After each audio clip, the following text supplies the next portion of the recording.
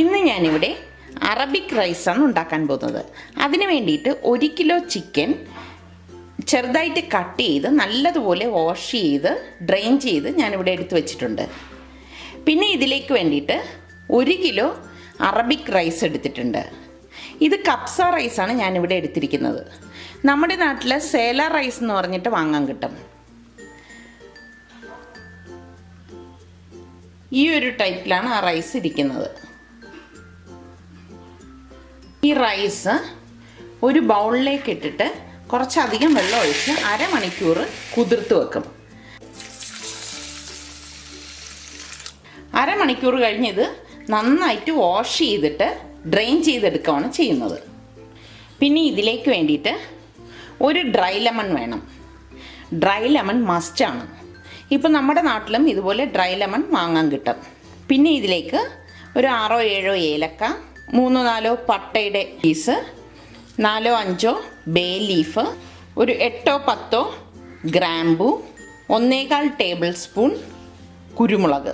നമുക്ക് ഈ ഏലക്കയും കുരുമുളകും ഒന്ന് ചതച്ചെടുക്കാം. ഈ മോട്ടർ പേസ്റ്റിൽ വളരെ പഴക്കം ചെന്നതാണ്.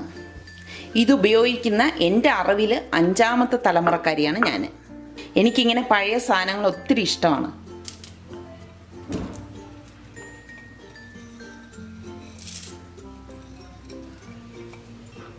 ഒരുപാട് ഇത് നമ്മൾ പൊടിച്ചെടുക്കേണ്ട, ഒന്ന് ചതച്ചെടുത്താൽ മതി. ഇനി ഇതിന് വേണ്ട പൊടികൾ എന്താണെന്ന് നോക്കാം. ഇതിന് വേണ്ടിയിട്ട് നമ്മൾ അധികം പൊടികൾ യൂസ് ചെയ്യത്തില്ല. വളരെ കുറച്ച് പൊടികൾ മാത്രമേ യൂസ് ചെയ്യത്തുള്ളൂ. 1 ടേബിൾ സ്പൂൺ കുരുമുളക് പൊടി, 1/4 ടീസ്പൂൺ നല്ല പൊടിച്ചെടുത്ത പട്ടയുടെ പൊടി, പിന്നെ 1/4 ടീസ്പൂൺ മഞ്ഞൾപ്പൊടി. മഞ്ഞൾപ്പൊടിയും ഇത്രയും മഞ്ഞൾപ്പൊടിയുടെ ആവശ്യമേ ഉള്ളൂ. പിന്നെ 3/4 ടീസ്പൂൺ ഗരം മസാലപ്പൊടി. പിന്നെ ഇതിലേക്ക് വേണ്ടിയിട്ട് ഞാനിവിടെ 8 പച്ചമുളക് എടുത്തിട്ടുണ്ട്. 8-10 പച്ചമുളക് എടുക്കാം. ഇത് നല്ലതുപോലെ ഒന്ന് അരച്ചെടുക്കണം. പിന്നെ 1/2 table spoon ginger garlic paste, 4 tomato. ഈ ടൊമാറ്റോയും നമ്മൾ സെപ്പറേറ്റ് ആയിട്ട് അരച്ചെടുക്കുകയാണ് ചെയ്യുന്നത്.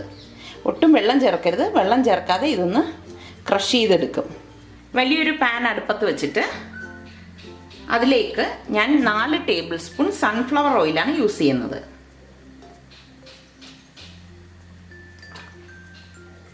ഇതിലേക്ക് എടുത്തു വെച്ചിരിക്കുന്ന ഹോൾ സ്പൈസസ് ഇട്ട് കൊടുക്കാം.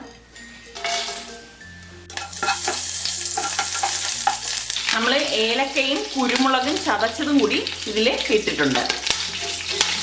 ഇനി ഇതിലേക്ക് ഈ എടുത്തു വെച്ചിരിക്കുന്ന ജിഞ്ചർ ഗാർലിക് പേസ്റ്റ് ഇട്ട് നല്ലതുപോലെ ഇതൊന്ന് ഇളക്കി കൊടുക്കാം.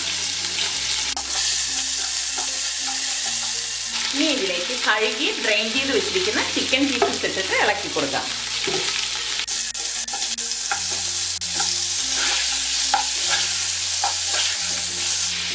ഞാൻ പറയാൻ മറന്നുപോയി, ഡ്രൈ ലെമൺ നമ്മളിപ്പോൾ യൂസ് ചെയ്യത്തില്ല.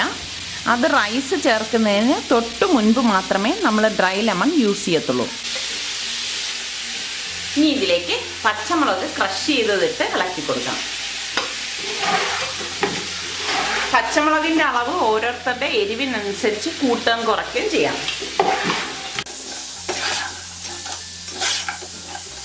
ഇനി എടുത്തു വെച്ചിരിക്കുന്ന പൊടികളെല്ലാം ഇതിലേക്ക് ചേർത്ത് കൊടുക്കാം. ഒന്ന് ഇളക്കി കൊടുക്കാം.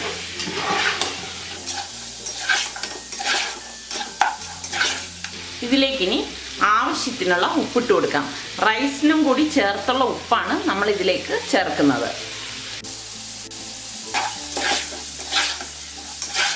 ഇനി ഇതിലേക്ക് ഈ ക്രഷ് ചെയ്ത് വെച്ചിരിക്കുന്ന ടൊമാറ്റോ ചേർത്ത് ഇളക്കി കൊടുക്കാം. ഇനി ഇത് പാത്രം മൂടി വെച്ചിട്ട് ഒരു 10 മിനിറ്റ് ഇതൊന്ന് വേവിച്ചെടുക്കാം. ഈ ടൊമാറ്റോയുടെയും പച്ചമുളകിൻ്റെയും പേസ്റ്റിലൊക്കെ കിടന്ന് ഇതൊന്ന് വെന്ത് വരട്ടെ. ഇതിവിടെ 10 മിനിറ്റ് ആയിട്ടുണ്ട്. ഇതിൻ്റെ അടപ്പൊന്ന് ഓപ്പൺ ചെയ്ത് നോക്കാം. നല്ലതുപോലെ ഒന്ന് ഇളക്കി കൊടുക്കണം. ഇളക്കി കൊടുത്ത ശേഷം ഞാൻ റൈസ് എടുത്തതിൻ്റെ ഇരട്ടി വെള്ളമാണ് ഇതിലേക്ക് ഒഴിക്കുന്നത്. നല്ല തിളച്ച വെള്ളമാണ് നമ്മളിതിലേക്ക് എടുക്കേണ്ടത്.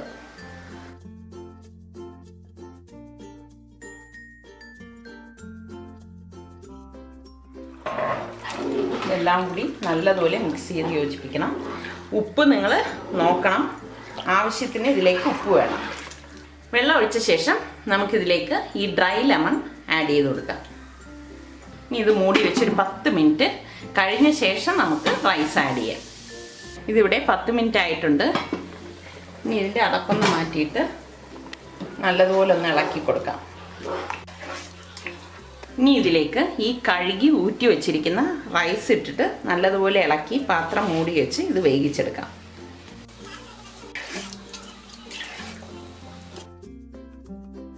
ഇത് ഇടയ്ക്ക് നമുക്ക് ഇതിൻ്റെ അടപ്പൊന്ന് മാറ്റിയിട്ട് ഒന്ന് ഇളക്കി കൊടുക്കണം.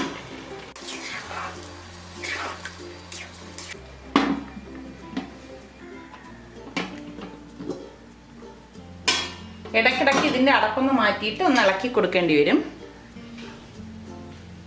ഇതിവിടെ വെള്ളമൊക്കെ വറ്റി വരുന്നുണ്ട്. ഇനി കുറച്ചുകൂടി ഇതൊന്ന് ഡ്രൈ ആവാനുണ്ട്. ഇത് ഡ്രൈ ആയി വരുന്ന നേരം കൊണ്ട് നമുക്ക് ഒരു ചാർക്കോൾ കത്തിച്ചിട്ട് ഒരു ബൗളിലാക്കി ഈ ഒരു സ്റ്റേജിൽ ഇതിനുള്ളിലേക്ക് വച്ചിട്ടാണ് ഇത് ഡ്രൈ ആക്കി എടുക്കുന്നത്. ഒരു ചാർക്കോൾ എടുത്തിട്ട് ഇതുപോലെ കത്തിച്ചെടുക്കാം. ചാർക്കോൾ ഇവിടെ നല്ലതുപോലെ കത്തി വന്നിട്ടുണ്ട്. ഇനി ഒരു ബൗൾ എടുത്തിട്ട് അതിലേക്ക് കുറച്ച് സൺഫ്ലവർ ഓയിൽ ഒഴിച്ചു കൊടുക്കാം. ഒരു 2 ടേബിൾ സ്പൂൺ സൺഫ്ലവർ ഓയിൽ ഒഴിച്ചാൽ മതി.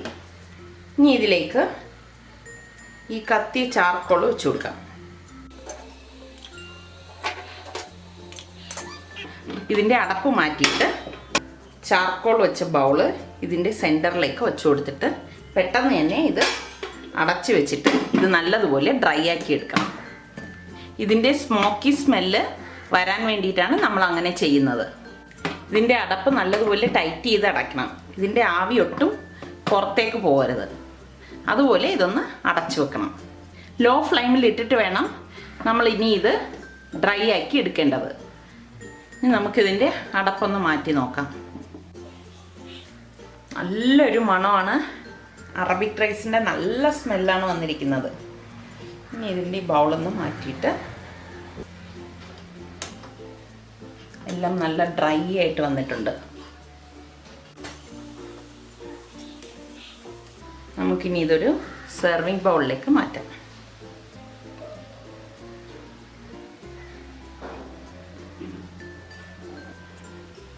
അറേബ്യൻ റൈസ് ഇവിടെ തയ്യാറായി. എല്ലാവരും ഇത് ട്രൈ ചെയ്ത് നോക്കുക. വളരെ ടേസ്റ്റിയും വളരെ പെട്ടെന്ന് തന്നെ ഉണ്ടാക്കിയെടുക്കാൻ പറ്റുന്ന നല്ലൊരു റൈസാണിത്. ട്രൈ ചെയ്ത് നോക്കി ഇഷ്ടമാണെങ്കിൽ സബ്സ്ക്രൈബ് ചെയ്യുക.